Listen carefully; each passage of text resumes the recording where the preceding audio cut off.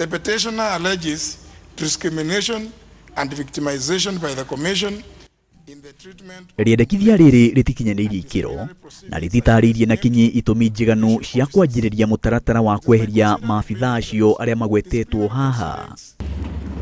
I wish to caution the members of public that Parliament is not a place to settle constitutional grievances without first adhering to the very same constitution.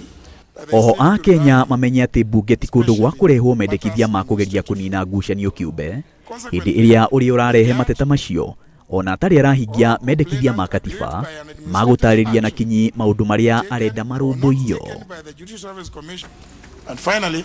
Kumana na ũguo riendekithia rĩrĩ nĩ rĩateanĩrio nĩ bunge ĩno.